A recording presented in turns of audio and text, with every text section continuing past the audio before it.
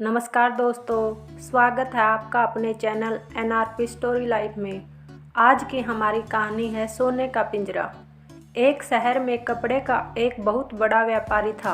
आसपास के गांव के लोग उसकी दुकान पर कपड़ा खरीदने आते थे। सेठ कभी कभी ग्राहकों को उधार कपड़ा भी देता था, इसलिए आसपास के गांव में सेठ को उगाई करने जाना पड़ता था। एक बार सेठ गांव में उगाई करने गया था।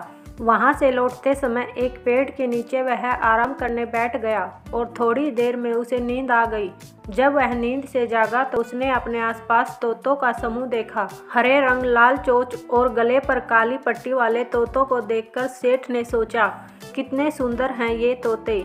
एक दो तोते को साथ ले जाऊं तो परिवार के लोग बहुत खुश होंगे। यह सोचकर सेठ ने अपना गमछा तोतों के झुंड पर फेंका और एक तोता पकड़ लिया।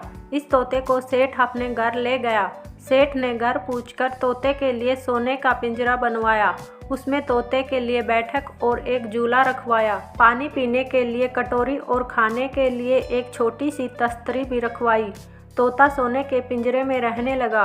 उसे अमरूद, मिर्च आदि मनपसंद वस्तुएं खाने को दी जाने लगी। घर के बच्चे तथा सेठ तोते से बातें भी करते। तोता थोड़ा थोड़ा बोलना भी सीख गया। तोते के साथ बातें करने में सबको बहुत आनंद आने लगा। दूसरी बार जब सेठ उगाई करने निकला तो उसने तोते से कहा, तोतेराम, मैं उगाई करने जा रहा हूँ। लौटते समय मैं तेरे माता पिता व सगे संबंधियों से मिलूंगा। तुझे उनके लिए कोई संदेश भेजना हो तो बता। तोते ने कहा, सेठ जी, उन सबसे कहना तोता भूखा नहीं है, तोता प्यासा भी नहीं है। तोता सोने के पिंजरे के अंदर आनंद से रह रहा है। सेठ उगाई कर लौटते समय उसी पेड़ के नीचे आराम करने के लिए रुका। सभी तोतों का एक समूह उस पर टूट पड़ा। वे उसे चोंच से मारने लगे। उनमें से एक तोते ने सेठ से पूछा, सेठ जी, हमारा तोता क्या कर रहा है? सेठ ने उन्हें शांत करते हुए कहा, तोता भूखा नहीं है, तोता प्यासा नहीं है, तोता सोने के पिंजरे के अंदर आनंद कर रहा है। यह सुनकर सभी तोते बिना कुछ बोले जमीन पर मुर्दों की तरह लुढ़क गए। सेठ उनके पास गया। उसने तोतों को हिलाकर डुलाकर देखा, पर ऐसा लगा जैसे सारे तोते आघात में मर गए हों। सेठ जी घर पर आए। सेठ को देखते ही तोते ने अपने माता पिता व सगे संबंधियों के समाचार पूछे। सेठ ने कहा, तेरे माता पिता और सगे संबंधियों को जब मैंने तेरा संदेश सुनाया तो सभी लुढ़क गए। क्या उन्हें आघात लगा होगा? पिंजरे के तोते ने कोई जवाब नहीं दिया।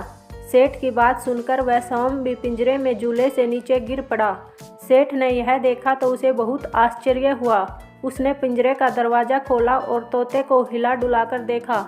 सेठ जी को लगा वह तोता भी आघात से मर गया है। सेठ जी ने तोते को पिंजरे से बाहर निकालकर थोड़ी दूर पर रख दिया।